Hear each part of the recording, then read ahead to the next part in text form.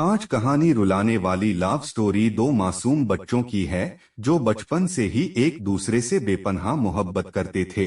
लेकिन दोनों की बीच ऐसा क्या मजबूरी आ गई थी जो दोनों को एक दूसरे से अलग होना पड़ा।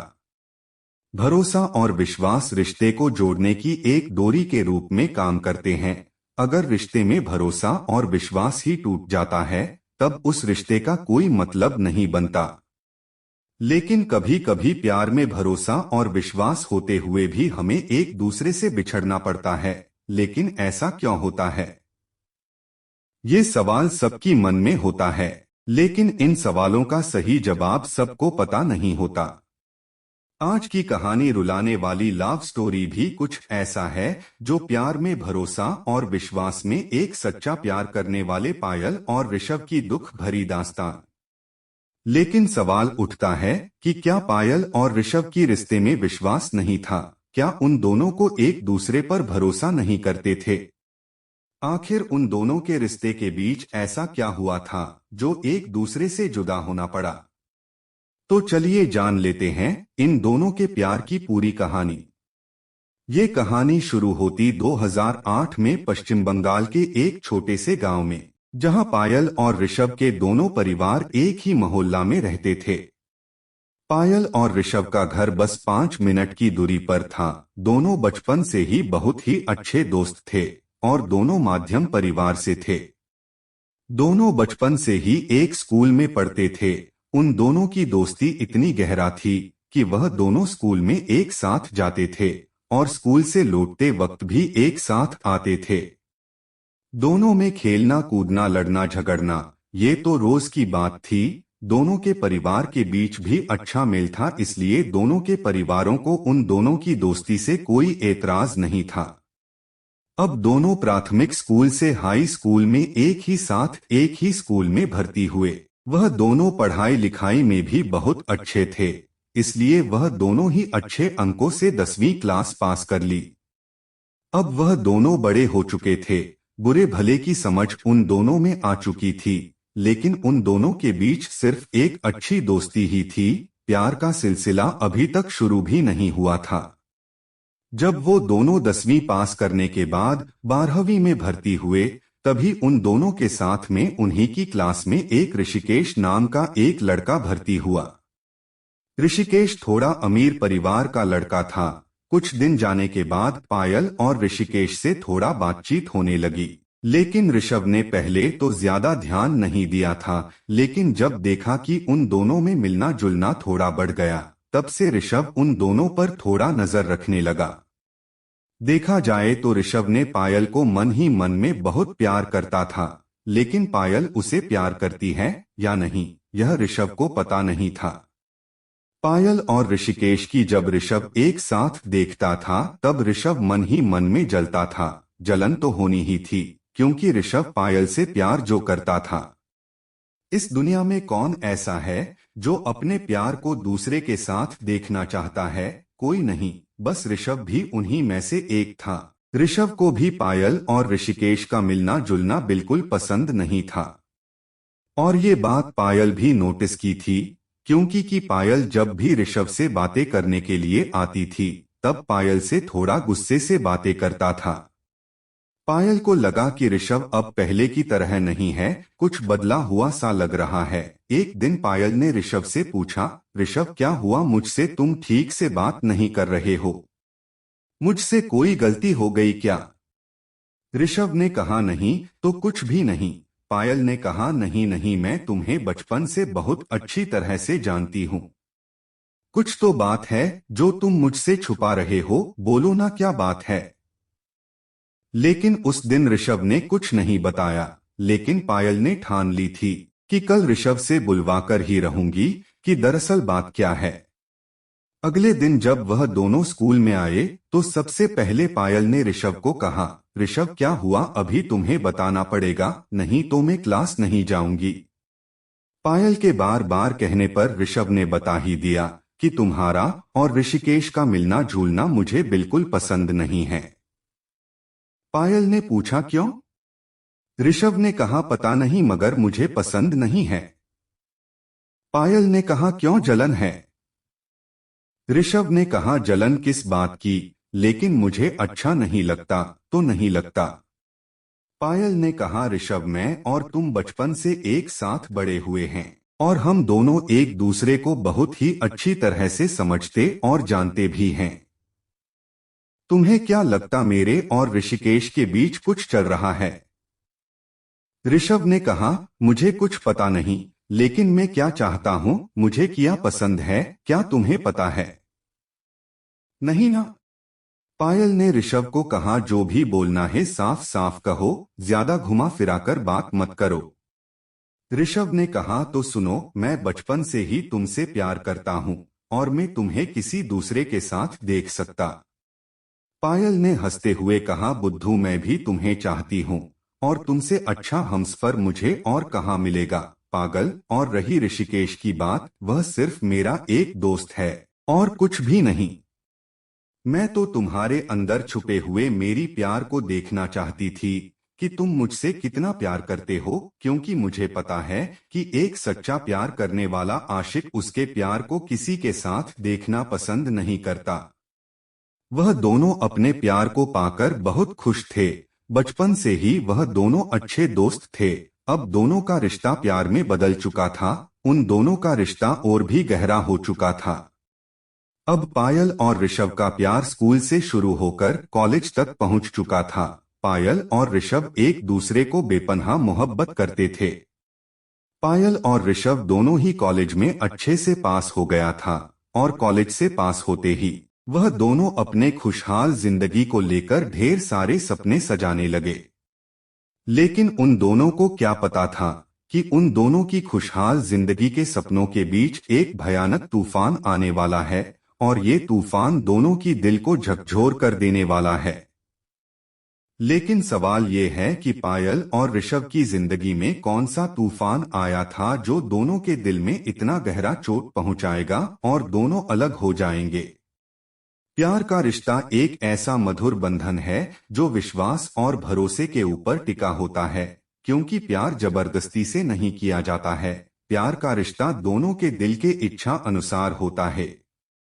लेकिन कुछ ऐसे इंसान होते हैं जो प्यार के सही मतलब के बारे में पता नहीं होता और वह प्यार में विश्वासघात करता है और सामने वाले के दुख का कारण बन जाता है। इसलिए दोस्तों, सच्चा प्यार की कदर करना सीखो, क्योंकि सच्चा प्यार सिर्फ नसीब वालों को ही मिलता है। अगर आप भी नसीब वाले बनना चाहते हो तो अपने प्यार का कभी भी भरोसा मत तोड़ो। पायल ने ऋषभ को शाम को 4 बजे फोन करने का वादा किया था ताकि वह दोनों कहीं घूमने जाने का प्लान बना सके, क्योंकि कॉलेज में पढ़ाई की वजह से वो दोनों बहुत दिनों से कहीं घूमने नहीं गए थे। लेकिन शाम के 5 बज चुके थे।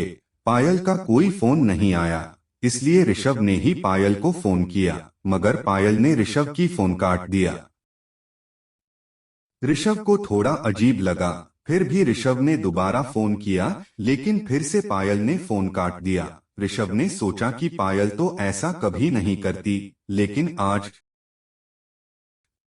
कोई ना कोई तो बात है। ऋषभ पायल से मिलने के लिए बहुत ही उत्साहित था। तभी पायल का फोन आया और कहा कि ऋषभ मैं आज कहीं घूमने के लिए नहीं जा सकती और सारी बात मैं तुम्हारे घर में आकर बताती हूँ। ये कहकर पायल ने फोन काट दिया। लेकिन ऋषभ बहुत खुश था, क्योंकि ऋषभ को लगा कि आज पायल की आवाज में एक बेचैनी सी महसूस हो रही है। शायद मुझसे मिलने के लिए बेचैन हो रही होगी, ये सोचते हुए मन में बहुत खुश हो रहा था और हल्की सी होठों पर मुस्कान थी। शाम का अंधेरा होने आया था और तभी अचानक से कोई ऋषभ के घर का दरवाजा खटखटाने लगा। तभी ऋषभ की मां ने ऋषभ के दरवाजे तक पहुंचने से पहले दरवाजा खोला दिया और देखा कि पायल दरवाजे पर खड़ी थी। ऋषभ की मां ने कहा, कैसी हो बेटी पायल?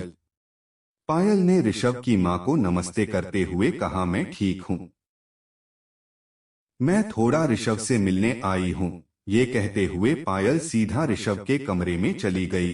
पायल ऋषभ की कमरे में जाते ही जोर जोर से रोने लगी। उसकी आंखों से आंसुओं की मोटी मोटी बूंदें गिर रही थी। पायल को रोते देखकर ऋषभ हक्का बक्का हो गया। उसे समझ में नहीं आ रहा था कि अचानक पायल को हो क्या गया और वह रो क्यों रही है। ऋषभ ने सबसे पहले पायल की आंखों के आंसू पोंछे और कहा, पायल तुम्हें क्या हो गया और तुम अचानक रो क्यों रही हो? सब ठीक है ना? ऋषभ के इतना कहते ही पायल बिना कुछ कहे और भी जोर जोर से रोने लगी। ऋषभ ने पायल का हाथ पकड़ा और आपने हाथों में पायल का हाथ रखकर कहा, अब बताओ क्या हुआ और इतना रो क्यों रही हो? तुम सोच भी नहीं सकती कि तुम्हारे आंसू देखकर मेरे दिल पर क्या गुजर रही है। प्लीज बताओ ना पायल, क्या हुआ? उसके बाद पायल ने अपने आंसू पोंछे और अपने आप को संभालते हुए ऋषभ का हाथ पकड़ते हुए कहा, ऋषभ हमारा रिश्ता यही तक था, आज के बाद हम दोनों एक साथ कभी नहीं मिलेंगे। पायल की ये बात सुनकर ऋषभ को ऐसा झटका कि 420 वोल्ट की बिजली उसके शरीर में से गुजर गई हो। ऋषभ ने पायल के हाथों को कस के पकड़ा और चिल्लाते हुए बोला, तुम पागल हो गई हो क्या? क्या बोल रही हो? तुम्हें पता है तुम होश में तो हो? पायल इतना रो रही थी कि आप सोच भी नहीं सकते। पायल को ऐसा लग रहा था कि उसकी जिंदगी वहीं पर खत्म हो जाएगी, लेकिन खुद को संभालते हुए ऋषभ के हाथों को पकड़कर आपने पास बिस्तर पर बिठाया और रोते हुए कहा, ऋषभ मैं जो कह रही हूँ वह ध्यान से सुनो, मैं किसी और की अमानत बनने जा रही हूँ, क्योंकि पिताजी ने आज ही मेरा रिश्ता तय कर दिया और इस रिश्ते से घर में सब बहुत खुश हैं। ऋषभ एक जिंदा लाश बनकर पायल की बात सुन रहा था। ऐसा लग रहा था कि पायल की बात सुनकर ऋषभ बेहोश हो गया हो और उसे समझ में नहीं आ रहा था वह क्या और कैसे बोले। कुछ देर के बाद जब ऋषभ होश में आया तब पायल का हाथ पकड़कर और पायल की आंखों में देखकर कहा, पायल तुम मेरे साथ मजाक कर रही हो ना?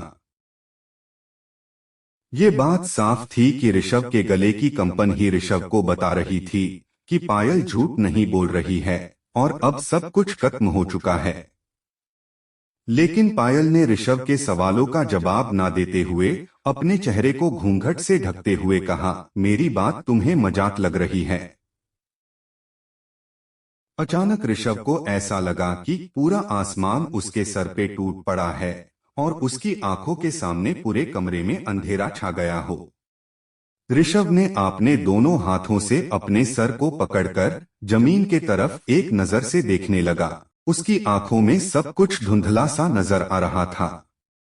उसे चारों तरफ सिर्फ अंधेरा ही अंधेरा नजर आ रहा था, क्योंकि उसकी आंखों से आंसुओं की नदियां बह रही थी। वह सोच भी नहीं पा रहा था कि जो उसके बचपन का प्यार है वह आज से बहुत दूर उसे अकेला छोड़कर जा रहा है। और मैं कुछ ना कर सका। पायल रोते रोते बिस्तर से उठकर दरवाजे की तरफ बढ़ने लगी, लेकिन ऋषभ अभी भी जैसे बेहोशी के हालात में बिस्तर में बैठा हुआ था। अचानक ऋषभ बिस्तर से उठा और पायल को आवाज लगाई और दर्द भरे आंसुओं के साथ होठों पे दर्द भरी मुस्कुराहट के साथ पायल की तरफ देखकर कहा, तुम अब यही कहने वाली थी ना कि मैं तुम्हारी शादी में किसी प्रकार की बाधा ना डालूं? पायल ने ऋषभ की बात सुनकर आपने सर को झुकाते हुए कहा,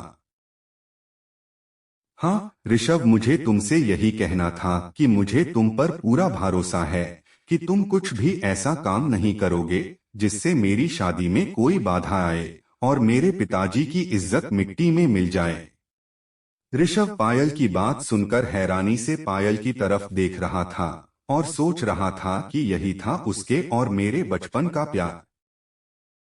उसे ये तक पता नहीं है कि मैं उसे कितना प्यार करता हूँ और मैं ऐसा कुछ भी सोच नहीं सकता हूँ कि पायल और उसके घर वालों को मेरी वजह से कोई नुकसान पहुँचे। क्या पायल ऋषभ को इतना भी नहीं जानती थी? पायल दरवाजे की तरफ जाते वक्त पायल ने ऋषभ की माँ को देख लिया और उसे समझ में आ गया था कि ऋषभ की माँ ने हमारी सारी बातें सुन ली थी। पायल ने अपने सर को झुकाकर वहां से चली गई। माँ ने ऋषभ की तरफ देखा और बेटे का दर्द देख ना सकी और ऋषभ के कमरे से अपने कमरे में चली गई। ऋषभ को जब पायल का चेहरा याद आया तो उसे उसके सारे आंसू नकली लगने लगे थे। क्योंकि पायल की चेहरे पर शादी की खुशी की झलक थी। अब ऋषभ याद कर रहा था पायल की मजबूरी से सिर्फ ऋषभ का दिल ही नहीं टूटा, उसका भरोसा भी टूट चुका था।